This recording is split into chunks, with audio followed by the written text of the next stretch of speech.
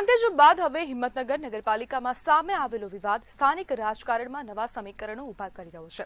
સામાન્ય રીતે પક્ષની આંતરિક બાબતો જાહેર મંચ સુધી પહોંચતી નથી, પરંતુ સિનિયર કોર્પોરેટર ગોવિંદસિંહ રાઠોડ દ્વારા ખુલ્લેઆમ વિરોધ નોંધાવવો અને ત્યારબાદ કેન્દ્રીય ગૃહમંત્રી અમિત શાહને સંબોધીને પત્ર લખવો રાજકીય રીતે મહત્વપૂર્ણ ઘટનાક્રમ માનવામાં આવે છે।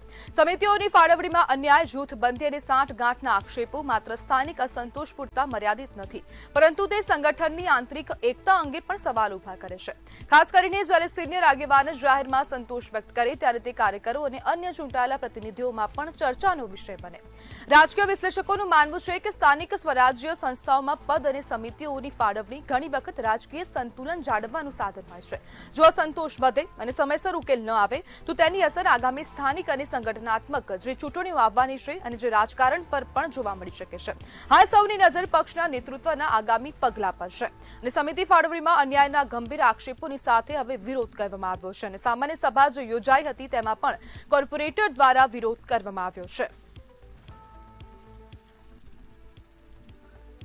અને આજ મુદ્દે આપણી સાથે ચર્ચા કરવા માટે કોંગ્રેસના નેતા મનોજ બારોટ જોડાઈ ગયા છે। મનોજભાઈ, અસંતોષનો બોમ્બ ફાટ્યો છે, શું કહેશો? નમસ્કાર મેડમ, મંતવ્યની અંદર મને બોલાવવા માટે આપનો આભાર।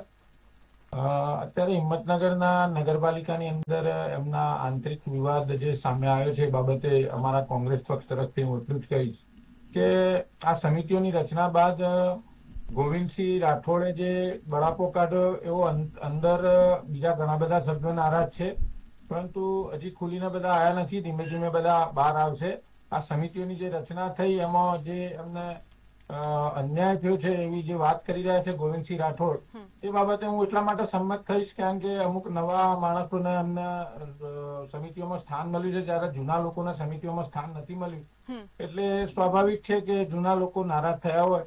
તદુપરાંત બીજા અમુક સભ્યો એવા છે કે જે નારાજ છે, પરંતુ પોતાની નારાજગી હજી ખુલીને બહાર બોલી નથી રહ્યા, પરંતુ અમના આંતરિક સૂત્રો દ્વારા જાણવા મળ્યું છે કે ગોવિંદસિંહ રાઠોડની જેમ બીજા બધા ઘણા બધા સભ્યો નારાજ છે એવું અમને જાણવા મળેલ।